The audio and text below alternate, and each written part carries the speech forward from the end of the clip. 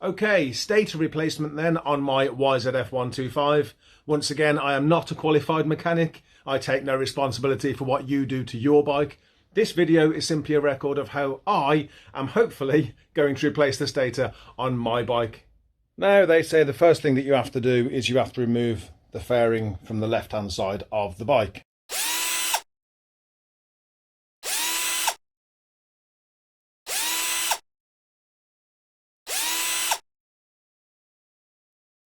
Now, with all of those fairing panels out of the way, the book says to trace the wiring from the stator all the way up to these white connectors just here. Before you can remove your stator cover, you have to drain the engine oil. I've got a separate video for that. Then you have to remove the front sprocket cover. 2 bolts, 8mm.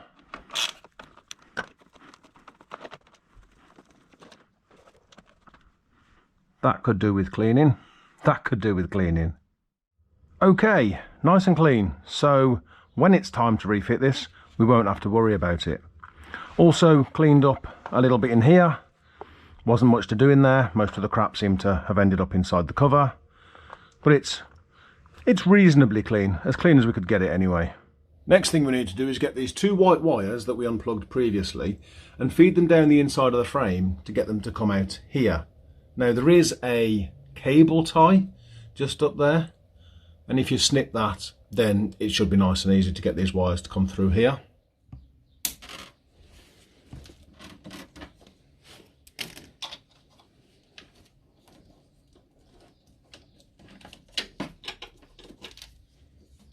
And continuing on the wiring front, there is another wire that runs down here, connects underneath here. That is your neutral switch.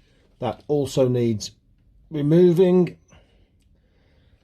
It is just push fitted onto there, but it could be a tough one like that one was. Next up, we need to remove the coolant tank and this piping and wiring, etc. So we're going to start off with another 8mm bolt. Now, the coolant tank is bolted onto a bracket, but the bracket itself appears to be bolted on using another one of the stator cover bolts. So we'll remove that bolt and hopefully it will allow all of this to twist out of the way.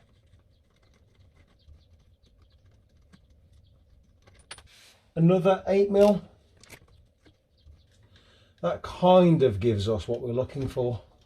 Now, they say to remove the stator cover bolts in a criss-cross kind of pattern, but I'm aware that we've already removed 3 of them.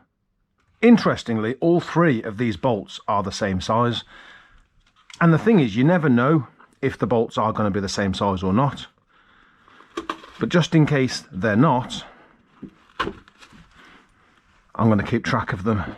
Now, don't worry, even with all 8 of your stator bolts removed, this cover isn't about to just drop off on you. If anything, it's held on by the gasket sealant, and also by the magnets within here. So it's not just about to drop off on you.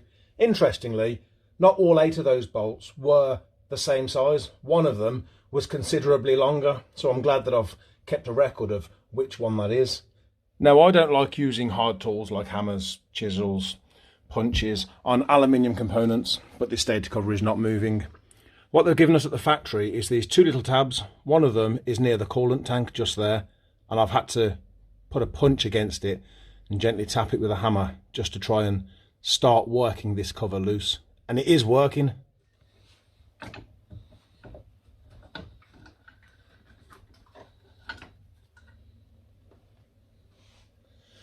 There we go.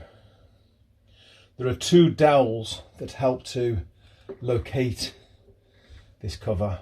There's one. That one's a little bit loose. And then there seems to be another, yeah, which is that one there. Make sure you don't lose any of these. Now, this little piece here that's just kind of resting in place at the moment, this is the starter motor gear shaft, and this came out with the stator cover, and I found it a little bit difficult to put back in. It's meant to be pushed in all the way right up until this clip here. That's your natural stopping point, But what I've found is that the actual gear itself kind of flops about the place a little bit. Now there's a washer there. If you've got that, don't lose it. To get the shaft back in, what I found was you push it into the gear, but it only goes in so far. And the gear kind of has to be pushed over here somewhere. But even when you do that, the shaft still won't push in properly. So if you turn the rotor slightly at the same time, it will move into the correct position. There you go. And the starter motor gear shaft is now in place where it's supposed to be. Now the stator itself is held in with 3 bolts, and there's some electrical connections there held in with another 2, and they're Allen bolts. This is either a 5 or a 5.5, I'm not sure which. But let's see if these want to come out.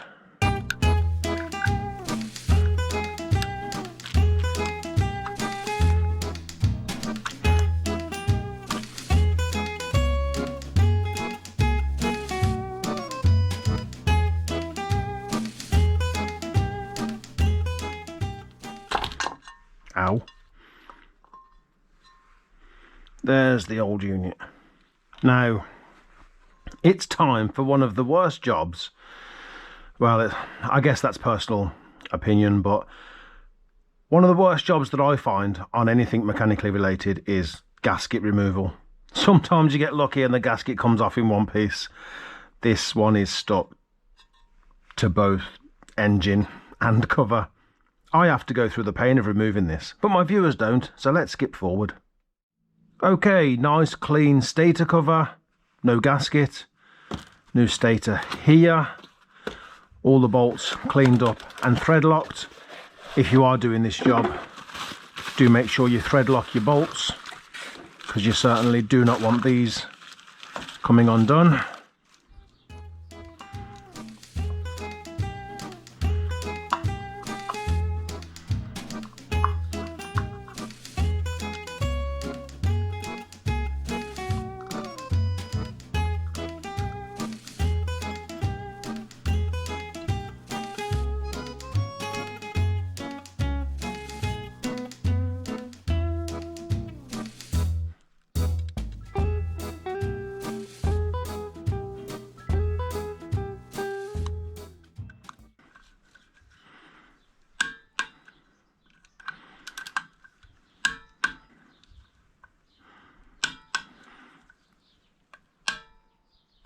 Okay, so that's the stator and cover ready to go back on, all nice and cleaned up.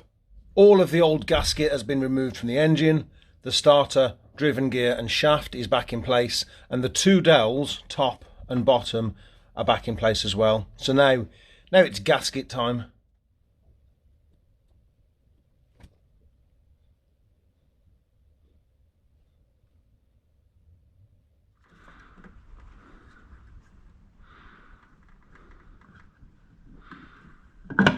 Whoa, that'll be the magnets. Now then, the bolts. It looks a little bit geekish for me to do something like this, but it was just in case any of them were a different size. And it turns out 7 of them are the same size, but this one that fits through the top dowel there, this one was twice the size.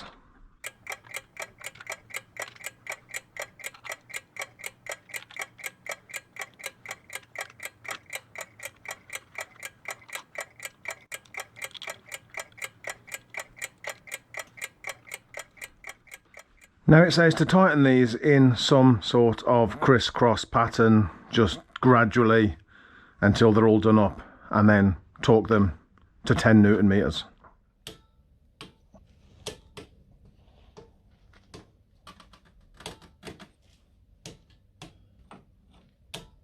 Now we reconnect the neutral switch wire that just feeds into there and push fits onto that, and then this wiring has to get fed up the inside of the frame and reconnect back into the wiring loom.